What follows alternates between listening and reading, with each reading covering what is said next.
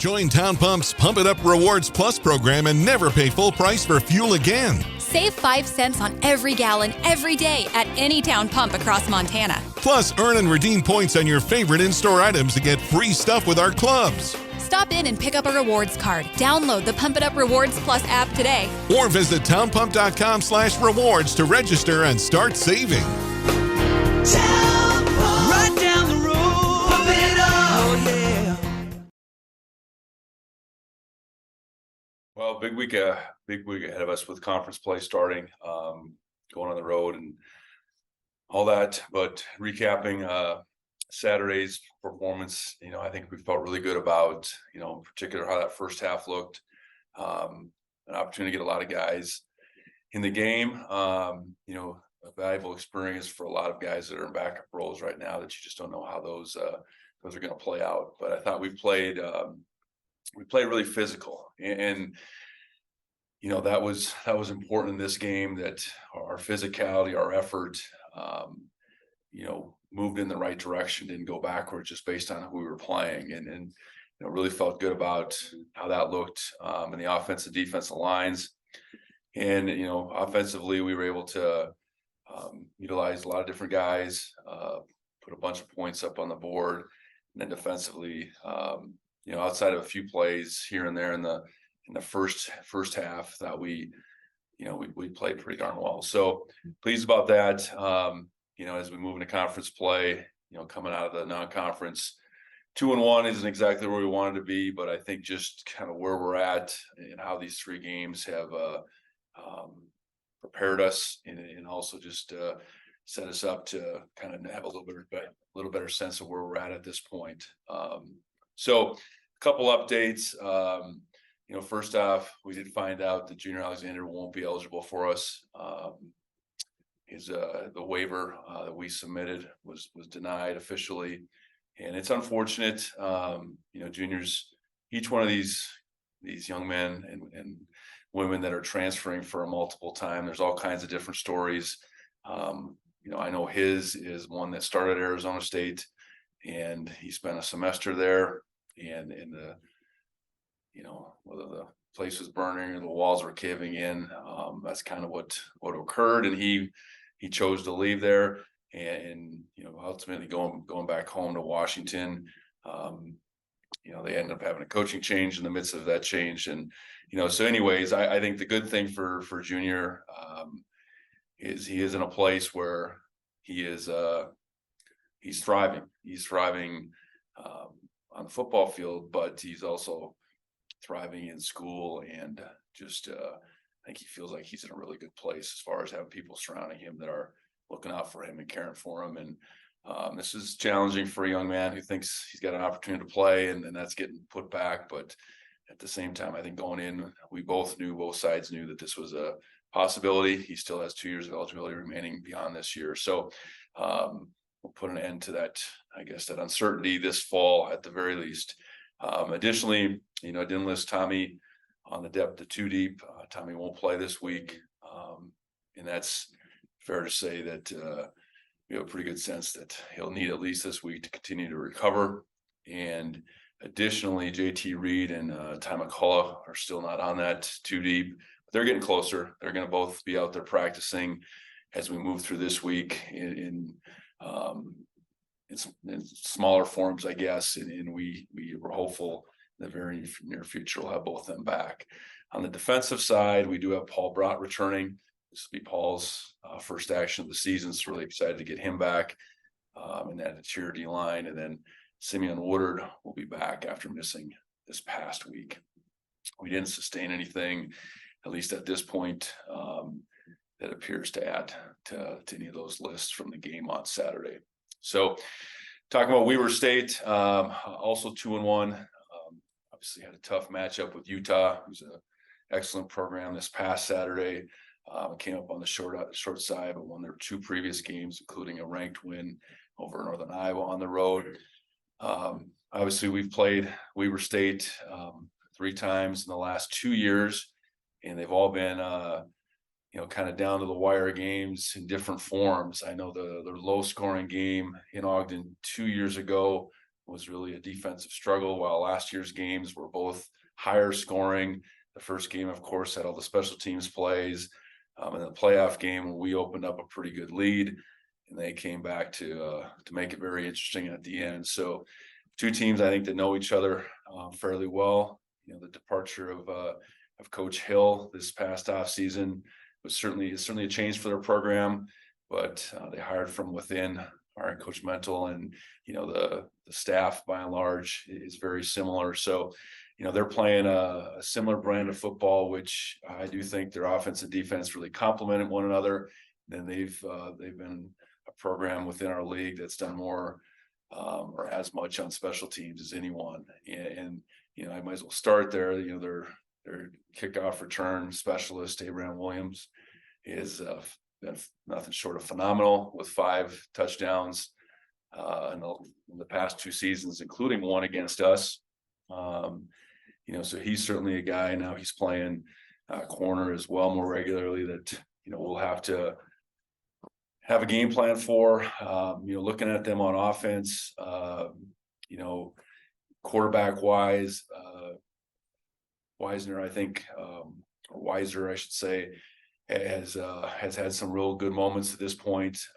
You know, throws the ball well down the field, is athletic enough to make plays, but their biggest offensive force this year has been Bankston at running back. You know, he leads our conference in rushing through the non-conference. Is averaging like 7.1 or 7.5 yards per attempt. So he's obviously, you know, he was part of a group of 3 running backs they played last year.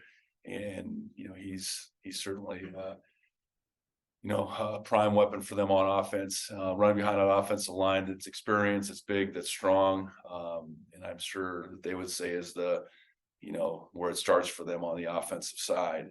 Defensively, the preseason Big Sky MVP and Winston Reed is certainly a force at middle linebacker. He leads the league in tackles right now.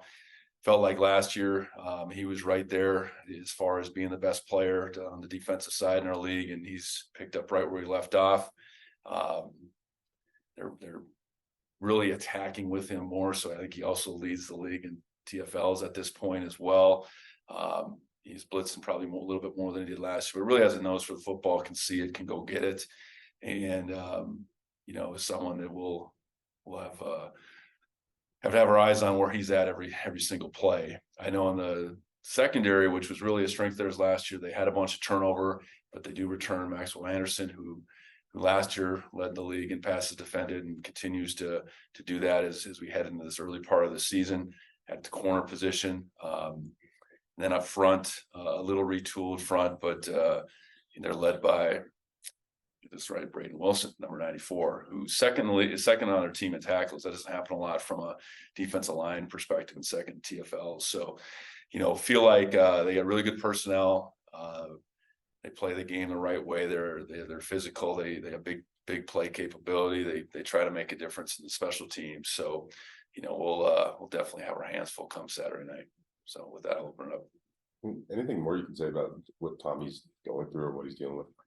No, I mean, it's an injury he sustained against South Dakota State that is not surgical, and it's not relative to ligaments, anything like that. So I'll leave it at that. But you know,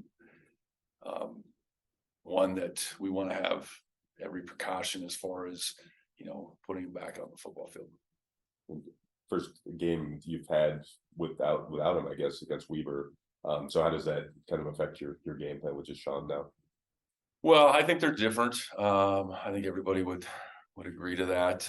They bring a lot of the same elements to the table, but their styles are a little bit different. So, you know, our plan will be predicated on what Sean does well, and you know, a lot of our success in those 2 games last year, probably in particular, the first game was Tommy's ability to run. You know, we were in a lot different place, just period, at that point last year at the running back position. Even at the receiver position, you look back, I know Cleveland didn't play in that game. So, you know, we're an offense, I think, that can take on some different forms. And I think we're continuing to figure that out. But, you know, being able to lean on that running back position, continue to develop on the passing side of things. Given the guys we have, I think got to figure that out, and with the tight ends, find a way to get them involved. And I do think through 3 games, we feel like our offensive line is really playing well. And that's still something that is going to be our foundation. So, game plan predicated around what Sean does the best, and we'll go from there. I guess speaking of game plan, I think this is your guys' 3rd meeting in like 11 games, something like that. I guess how does the familiarity and I guess what affect game prep, and I guess just kind of anything to take away from those 2? Yeah, no, I think you definitely look at those 2 games, and I think you'd even go back to the one in 21, and personnel has changed on both sides to some degree. Styles maybe have changed a little bit. I know Coach Mennel wasn't there in 21 on the offensive side for them. So yeah, I think you always, in these repeatable games, whether it's conference opponents or like the scenario we had with South Dakota State, you look at what went well in those games, and you expect that opposing team to be looking for those same things. You try to play off of things that have gone well. You try to also look at, okay, how have we changed? How have we changed since December of last year in such a manner that really played our strengths as well. So, they're a good football program, though. I think that's the bottom line. It's not a deal where you got to try to make up a level of respect. I mean, there's a lot of respect for what Weber has done and what they're capable of doing. And, I know our guys know full well that this will be a challenge. And then with Cade now, last game, I was just curious, but anything stood out on tape at Lavelle at that difference? I think he continues to play consistently. Missed a couple tackles in that game, and I know that's we got to get that piece corrected. But I do know he's been flying around. I think he's playing with an amount of confidence that he didn't have maybe coming into this year. I think you get instilled confidence by being put in the position that he's been put in, and then you start playing games and realize that you can do it. And I think that's kind of where Lavelle is at right now. And we're counting on him. I know with the secondary, we're primarily going with him and Rylan at the strong safety and nickel spots, and then Drew's played well at the free safety spot, and Blake Stillwell, I think, again, showed some signs that he can really be a playmaker as well. And I think at the corner position, we've talked a lot about a lot of guys, and Andrew Pauldrell's one that didn't play against South Dakota State, but then really showed up well in this past game. And Andrew, I do think, provides us some flexibility to be in that nickel position at some point in time as well, to provide that depth. So I think that's the biggest thing you're concerned about, is you go from having a bunch of guys, you lose a guy in Caden that had some flexibility between strong and nickel, and those are big shoes to fill, but we're doing the best we can to fill them. Brendan Hall, how much of a weapon are you expecting him to be with Williams back there? Well, I think counting on that to be a big deal now. What you can't account for is any kind of wind. Right now it looks to be a nice day down in Ogden. But Brendan's ability to put the ball deep into the end zone, if not through the end zone, can negate a return game. And at the same time, we got to be ready to cover. We've covered one all season, and we didn't cover it real well against Stetson. So yeah, his ability to put it out, but then also just the ball placement. He has to be on point, both kicking and punting. On the punt side, they returned a punt against us last year as well. So it's a situation where he's going to play a critical role in our success. And along the same lines, Casey kicking 2 field goals on Saturday, just how cool was that for you? Yeah, it was good. That first game, I kind of had some intention to get him in there on an extra point in the fourth quarter, and if we scored quick, and I didn't get him in there, so I said if we get in position, you'll take all the kicks in the fourth quarter, the place kicks, and just so happened to create 2 field goals for him. And Casey's shown a lot of improvement in his time here. I think we felt really good with him out of the spring. It just became a changing dynamics, bringing Brennan in, and I think Casey proved on Saturday that he'd be more than capable to go in there and place kick for us. So it was good to get him that experience because you never know what's going to happen moving forward.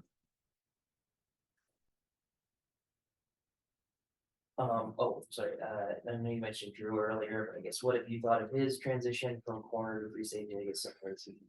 Yeah, I think we found the appropriate place for him. I know in recruiting him with his length and his speed, I think safety was a strong possibility. We played him at corner the first year more out of necessity, but I do think he's found a home, and you know, his ability to cover kind of sideline to sideline on the back end when he's playing the middle third is one thing. His ability to blitz, he's had a couple of impressive blitzes in the last few games. And then he's got the ability with that cornerback background to cover a little bit too. So I think he's continuing to find his footing. By no means has he been perfect, but he's played really hard, and I do think he's made a difference here these first 3 games. In just a few minutes, small business owners can now sign up for Blackfoot Communication Services. Whether it's dependable voice options or internet services, sign up simply by visiting blackfootsmallbusiness.com. Click on the services you wish, select an installation time and date, and you're done. Small business services at the touch of your fingers. Connect to more with Blackfoot Communications and blackfootsmallbusiness.com. Anything else in the room? Coulter, do you have anything? Yeah, sure. I have a couple for you, Coach. First of all, you saw this quarterback in the game when they were in Bozeman last year. Have you seen him improve? And I mean, how would you evaluate this the wiser kid at quarterback for Weber State? Yeah, you know, he's probably still finding his way. I think he's a very he's a capable runner. They haven't run him a whole lot. I can't even think of the guy they were playing last year. He was probably more of a runner, whatever his name was. But I think in Weiser, I think they got a little bit more of a deep down the field passing threat. You know, he's been able to throw a couple deep balls this year on target. Yeah, I know he did come in and play against us last year, and I want to say had some success. I know in like, you know, separating those 2 games, it's hard sometimes. I think it was the second game, but yeah, I think he's still probably trying to find his footing, and they're throwing to a bunch of guys. I know they lost you know, a real good receiver in McPherson last year, a good tight end, but so their targets right now are spread amongst a bunch of guys. I think they got a handful of guys that have 5 and 6 catches, but they got some quality receivers at any rate, and you know, that Utah outfit, that's a tough one to measure. I think anybody's going to struggle against them. And, you know, we got to expect his best, because I know he's a capable thrower for sure, and he's athletic enough to make plays with his feet. Going down there to Stewart Stadium, I mean, that's been a hard place to win over the years for Montana State, but you guys won there the last time you were there. So is there something translatable there? Is there anything you can carry over? I know it's a couple of years ago, but anything you kind of learned from that trip that you can take this weekend? Yeah, you know, that's all most of us know is that one trip. You know, and looking back at history doesn't do us much good. I know you places that you've been to, I think there's a familiarity at least with what the surroundings are all about. I know they've had some renovations this past year. I know they can get some really good crowds that can be a factor as well. So I think anytime you go on the road, you try to keep things as simple as you can. You know, but having familiarity with your surroundings, I think, you know, at least there's not that curiosity as you go through the week for a lot of your guys of what this place is going to look like, what it's going to feel like, all that. I know we played on a Friday evening back in 21. This will be on a nice Saturday evening. So, you know, expect a great college atmosphere, and you know, we're playing a good team. I think that's probably been the biggest thing over the years, is that Weber's had some good teams down there, and they've been the difficult thing to beat more than maybe the stadium. Defensively, Coach Hill was always so known for his acumen in the secondary, being a secondary guy, and they've always been so good on the back end. Do you still see that? And do they do anything different coverage wise, or is it pretty similar to what you've seen in the past? It's pretty similar. I know, good or bad, a couple of those guys are with him at BYU that were on last year's team, so that's probably good for us, I suppose. But yeah, they've had really skilled. I think that's one thing, and coached up well. Willing to play a whole bunch of man-to-man if need be, and really mix it up, with the front seven to be able to give you a bunch of different looks and create havoc. And I know right now, I'm sure it's to try to get Winston Reed as freed up as they possibly can, because if he's got an opportunity to tackle the football, he's going to. So no, I think similar as far as what they're doing schematically, and even though they lost some real good players in the back end, you can see their replacements have done really well to this point. When you think back to the matchup that was in Bozeman during the regular season last year, what do you remember about? I mean, that was one of the craziest games I've ever covered in my entire career. What do you remember about that afternoon? Well, just even watching it, yesterday, you kind of forget a little bit just the flow and how crazy it was. We had some early success, and then it was like a tidal wave, and we were down a bunch of points in a hurry. That was primarily because of the two return touchdowns, but we had done some things offensively to that point. It didn't have a ton of points to look on the board to account for that. But I know the safeties certainly brought us things that we didn't, brought us points and field position that we didn't expect necessarily. And we capitalized on those. Then we found ourselves up at halftime with a kind of a crazy finish to the first half. And then just, I think what I do remember more than anything is just hanging on for dear life at the end. I forgot that they'd cut it to 5 even. You kind of get those two games. We were able to finish the game on offense in the playoff game, but we weren't on defense or on offense. We went for it on a 4th and 1, and we didn't get it. That would have extended the lead, made it a little harder on them. The lead stayed 11. They get the touchdown. Yeah, so crazy game. We made a bunch of plays. They did as well. And I think it showed our resolve that day. And then to come back in the playoff game and beat them, and we got up in that game, I think 33-10, and they kept fighting back. So I think that's probably the thing you take away is this team is going to keep after you, and I'd like to think that's how people see us as well. So it's I think it's a really good matchup in those terms. Two teams that have won a lot of football games over in recent history, and we gotta play real well to get a W this coming Saturday. Well, I know we talked a lot in the offseason about Connor Moore and his emergence, but how do you think he's done here now that he's got a couple games under his belt? Yeah, I think Connor's played pretty well. That we've primarily gone with 5 guys to this point. Connor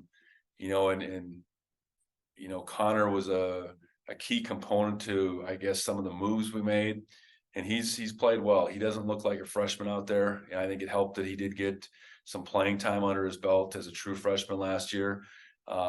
But he's incredibly athletic for his size. He's very intelligent, and it means a lot to him. I think he loves the game of football. So yeah, I feel really good about how he's plugged in, and then moving Rush to guard, I think has been a good move for our team and for Rush. So those two playing on that left side, I feel really good about that. And then Omar and Marcus on the other side have played really well too. Is there anything different about the mentality that it takes to get into conference play? I mean, what do you think of just starting conference play in general? Well, they're all still one at a time. They all count as one.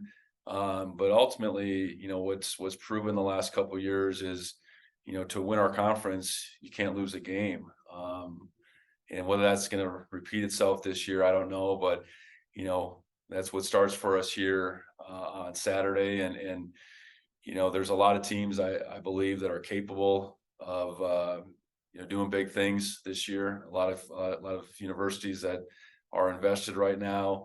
in football, and that's a good thing for our league. You know, a lot of teams right now that are in the top 25, a lot of teams that are worthy of that, did pretty well in the non-conference. So, you know, I think your intensity, while always needing to be at a fever pitch, you know, really needs to be at these games. And, you know, going on the road, you know, for the first game, you know, I know last year we had a struggle when that first non-conference game in Eastern Washington, but we found a way, and that's really what it's got to be about, finding a way. And that's, you know, the team that can do that more times than anyone else is going to find itself at the top, and that's what we aim to do. And last one for me, I wanted to ask you about Drew Polidor. Seems like he's really made the transition pretty seamlessly to free safety. Also, a fun note, he told me he's known Damon Bankston since 5th grade, so that's pretty cool. But I mean, what do you think of just what he's brought to the back end of your defense? I think he's allowed us to do a few more things with that position, and that's you know, we have within our defense, you know, the flexibility to do different things coverage wise and blitzing wise based on the abilities really of our nickel, our free, and our strong. And while the last couple of years with the combination we had with Jeff Manning playing free for the most part, Ty Akata playing nickel, and we had a couple different strong safeties through that, it might have looked a little different. I know with Drew at free, I think we can do more with that position. And that's a credit to his ability more than it is anything about Jeff. You know, we've tried to play to Jeff's strength the best we could, and we're trying to do the same with Drew. And it just so happens that, you know, I suppose maybe his skills are more wide ranging, and that'll continue to have to prove out over time. I mean, he's played 3 games and he's done some, I think, impactful things in these 3 games. But, you know, ask me what I think maybe, you know, a couple months down the road, but I do think we're on the right track with Drew and his ability to really be really impact games at that spot. And we got to continue to find ways to put him in position to do so. Hi, I'm attorney Dave Maldonado, a seasoned litigator with over a decade of experience in Montana. Have you been injured in a car accident? If so, remember, insurance companies want to give you as little money as possible. There's a reason why they have the biggest buildings in the largest cities. Don't let big insurance bully you. Visit BigSkyDefender.com today to see how I can help you get fair compensation for your injuries. The consultation's free and the fight's real.